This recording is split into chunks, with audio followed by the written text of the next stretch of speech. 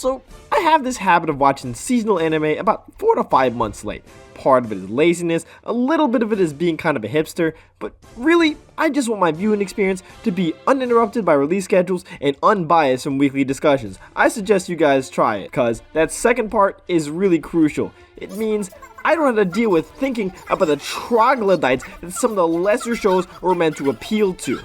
As such, I even have a special method.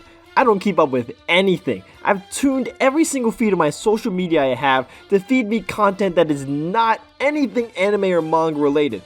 Partially because I'm pretentious and kind of embarrassed, partially because my interests are that of a chimera abomination that no algorithm can pick up on, but mostly because I want to go out of my way just a few months later to just look up last season's anime, and whatever I think is interesting, I take the plunge on. Just one problem. If I end up liking this show too much, I end up causing myself psychic damage. Let me explain. So, just a few weeks ago, I did my method with Makeine, too many losing heroines. Basically, the short of it is that this random guy just so happens to see the losing end of 3 separate romance plots going on at the same school, and through the whimsical nature of high school convenience, forms a bit of a friend group out of these rejects. And you know what? It was cinema.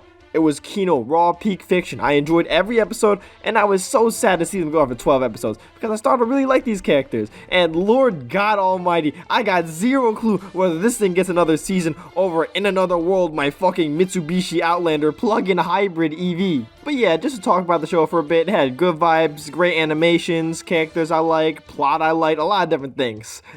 Also, I'm gonna just say this right now.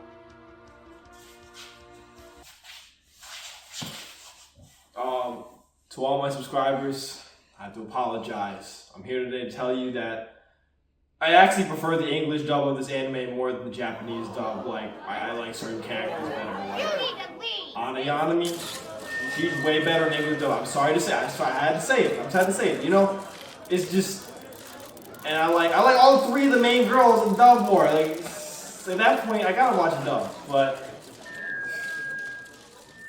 I think I got a question in the media. Let me pick on this guy.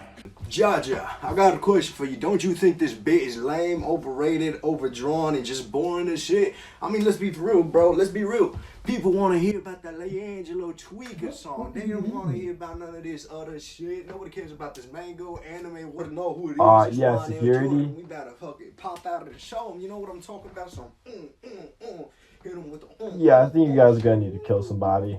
Anyway, now that we're past that, I just want to say the chief reason I like this anime was the bond of a boy and his homegirls. The kind of tight-knit bond that makes you question the sexuality of the lone guy in the friend group. None of this blushing mesh bullshit or any kind of thrown-in romance not 20 minutes after the two met each other. No, this anime knows how to make things interesting in more ways besides, oh my god, another girl likes this guy now. Because believe me, I know there's a lot of harems in this genre, and honestly, I'm not very fond of harems. It makes a lot of stories focus way too much on one guy when sometimes the other characters are just kind of more interesting. But that's just me.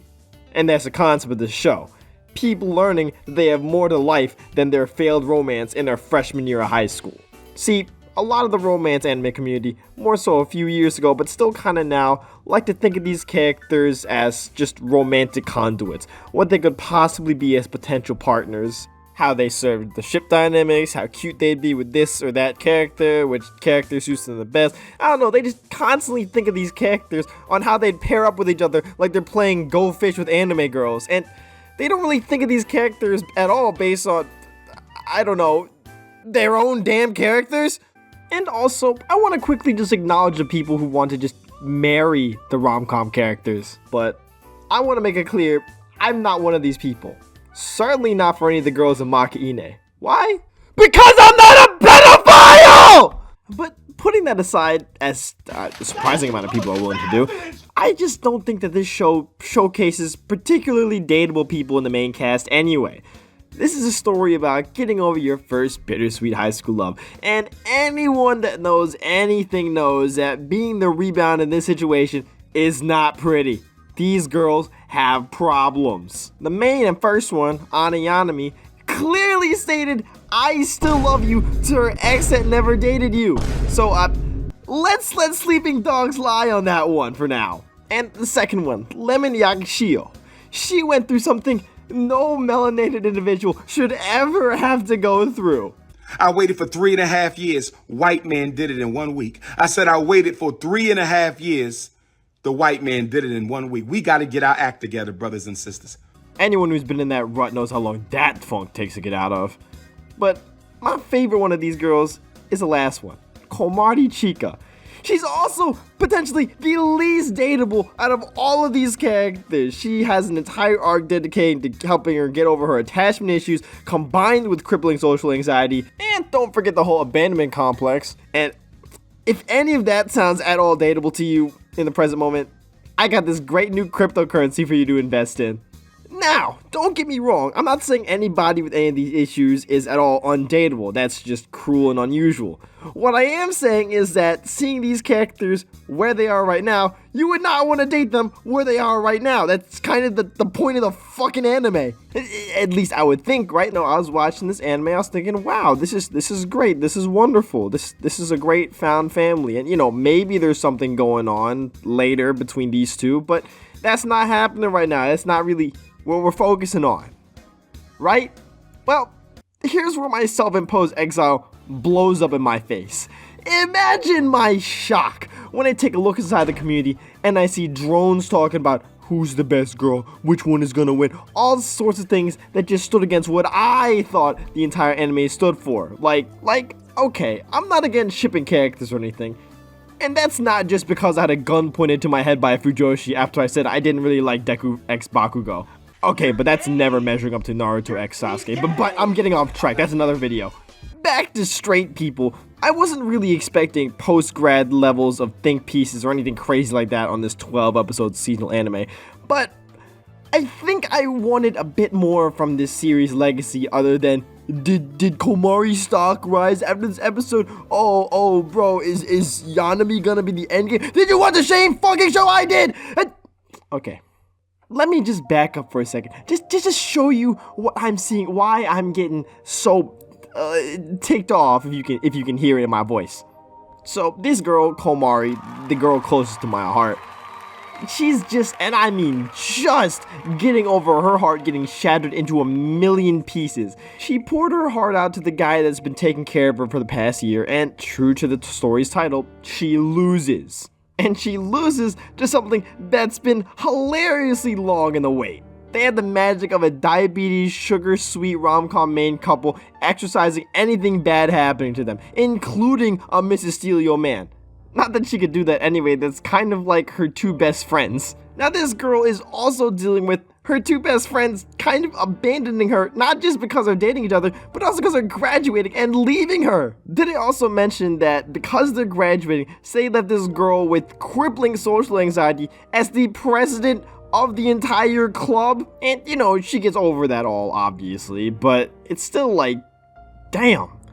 You had this girl who's both freshly brokenhearted and literally working on herself, and we have a council of geniuses over here thinking, yes, this is the perfect time for Miss Komari to just jump straight back in the dating pool and just try again. It's gonna work this time. Trust me, bro. Mind you, she has never liked him like that ever, but because it's a guy and a girl, we gotta make them date, right? We gotta make them date because they're man and world. This is what irks me about a lot of anime discussion. Romance is so formulaic now that the pattern recognitions in people's brains are now fried, and they see the same thing in other shows that just don't have it at all. They're gonna force it in there no matter what. Pause. It's just so aggravating because I really want to like these romance stories in public, but these guys just make it so hard. That leads me to a theory, actually, because we gotta be free of this. It can't be us. You know what? It's not us. It's the CIA's fault. Yeah, that's right. I bet you didn't think I was going over here. The CIA planted these discussions in our communities to keep us dormant, keep us satiated. Don't you know? Don't you remember? The great shift was happening. Anime was finally becoming cool to everyone. I know you noticed when you were growing up, anime, people started talking about it all of a sudden. You were there. I know it. And then the Central Intelligence Agency of America saw the Japanese influence creep into our shores. They knew that if they left it unchecked, they would slowly lose the people to these mind viruses. So they started a sting operation, a sham if you will. Any anime you ever discuss, you will inevitably see insufferable discussion many times by people who don't smell good.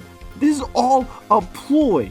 They aren't even interacting with you in good faith. So by interacting with them in good faith, you are aiding in their quest to erase anime from the mainstream acceptance. Why do you think K-pop fans are the same way? Why do you think that their fans have such a stigma? Why do you think that they always seem to be weird enough to put you off the entire genre? Well, that's because the CIA has just repurposed anti-anime technology for K-pop. Don't fall for their games. We played them before. Wake up, move past these people, and find out who your true fans are. We will see past the American delusion of imported hobbies. Come with me. This is a great time to mention. Today's video is actually sponsored for the first time in my life. We're sponsored by RZT Store. That's right. We're sponsored by K-pop merch. That's why I had that K-pop shit in the end. Yeah. Look at this. Look at this hoodie. Ain't it nice? Look at these shirts. Yeah. Yeah, you like these, don't you? Yeah, link in the bio. Come get this shit. I got a discount code for y'all too. Well, yeah. But anyway, watch Makeine. I gave it a 10 out of 10 on any list. You know, I thought it was really good. Means a lot to me. If you watch it but interpret it the wrong way, jump off a bridge, buddy.